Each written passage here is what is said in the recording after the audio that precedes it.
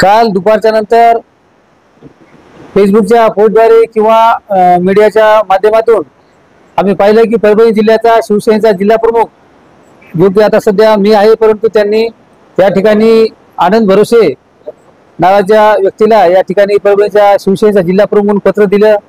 हे पत्र पाहिल्यावर सर्व गावागावातून, खेड्यातून, शहरातून सर्व शिवसैनिक यांचा एवढा रोष या ठिकाणी झाला की त्यांनी काल कार्यालयामध्ये रात्री 11 वाजेपर्यंत सर्व शिवसैनिक बसलेले होते। त्यांनी सर्वांनी मला विचारणा केली की भाऊ असं कसं झालं की आम्हाला सुद्धा विश्वासात न घेता पक्षाने हा निर्णय घेतला।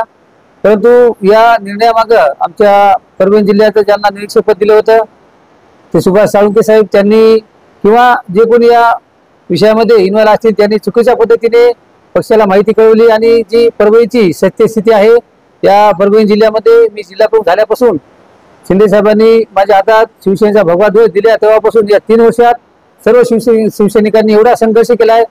आपल्या सर्वांना माहित असेल या ठिकाणी प्रस्थापित आमदार खासदार हे शिंदे साहेबांसोबत नव्हते, परंतु शिंदे साहेबांचे हात बळकट करण्यासाठी परभणी जिल्ह्यामधून परभणी जिल्हा वस्ती तांडा शहरामध्ये गल्ली बोळापासून सर्व बाळासाहेबांचे शिवसैनिक आजही शिंदे साहेबांसोबत उभे आहेत आणि त्या शिवसैनिकांना एवढा या ठिकाणी त्रास झाला। मी तुम्हाला सांगितले की काही लोकांना 3-3 दिवस उसामध्ये लपून राहावं लागलं, अशी दहशत या ठिकाणी होती। परंतु ज्यावेळी शिंदे साहेबांनी मला जिल्हा प्रमुख म्हणून जिम्मेदारी दिली तेव्हापासून ते आजपर्यंत इथल्या एकाही शिवसैनिकावर मी अन्याय होऊ दिला नाही। त्यांच्या सुखादुखात, त्यांच्या चांगल्या वाईट प्रसंगामध्ये त्यांच्या समोर मी उभं टाकलो आणि त्यांचे दुःख स्वतःचे समजून त्यांना सांभाळून नेऊन आतापर्यंत इथपर्यंत आलेलं आहे। आणि यापुढे पक्षाला आमची विनंती आहे की आपण दुसऱ्या पक्षातून आलेले म्हणजे आनंद भरोसे हे अगोदर काँग्रेसकडून निवडणूक लढवले, त्यानंतर त्या बीजेपीत निवडणूक लढवली आणि ऐन वेळेला शिवसेनेमध्ये त्यांना तिकीट मिळालं आणि ही निवडणूक त्यांनी शिवसैनिकांच्या बळावर लढवली, शिंदे साहेबांच्या कामाच्या जीवावर लढवली आणि शेवटी याचा सर्व श्रेय स्वतः लाटण्याचा प्रयत्न केला। आणि आमच्या मुंबई या ठिकाणी वरिष्ठांना सांगितलं की 92,000 मतदान माझ्या संस्थानाचं आहे, माझी जी वेगळी टीम काम करते, खऱ्या अर्थानं हा शिवसैनिकांचा खूप मोठा अपमान त्यांनी त्या ठिकाणी केला। बघा, सामान्य शिवसैनिकांचा आणि पक्षश्रेष्ठींचा मधला जो दुवा असतो तो या ठिकाणचे निरीक्षक असतात, संपर्क प्रमुख असतात। आता मी एक नाव तर आपल्याला सांगितलंय की सुभाष साळुंखे यांनी खूप दिवसापासून त्यांना असं होतं की म्हणजे गडगंची संपत्तीवाले आपल्याला उमेदवार लागतील, मग ते आपलं पक्ष स्ट्रॉंग करतील। परंतु मला आपल्या माध्यमातून त्यांना विनंती करायची की सुभाष साळुंखे साहेब, आपलं हे जे विचार आहेत एकदम चुकीचे आहेत।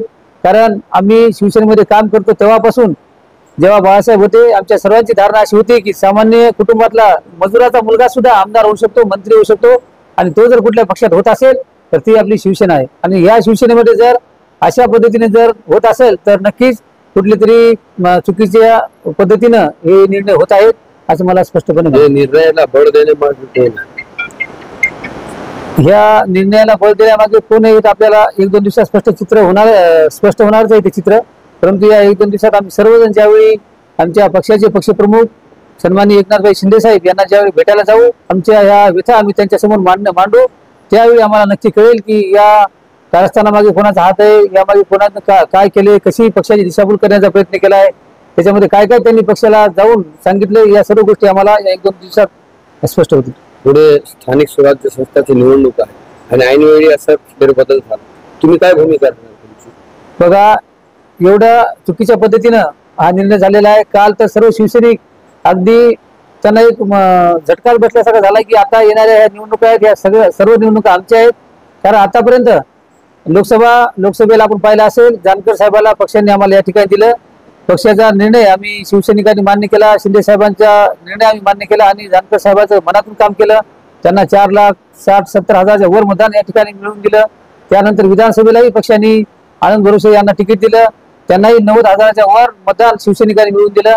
मग जर शिवसैनिक जर पक्षाचा प्रत्येक निर्णय मान्य करत असेल तर माझी पक्षाला विनंती आहे की आपणही शिवसैनिकांचं म्हणणं या ठिकाणी ऐकलं पाहिजे। कारण परभणी जिल्ह्याने आणि परभणीच्या शिवसैनिकांनी आपल्या शिवसेना पक्षाला 212 चिन्ह मिळवून दिलेलं आहे आणि परभणी ही बालेकिल्ला म्हणून परभणीची ओळख आहे।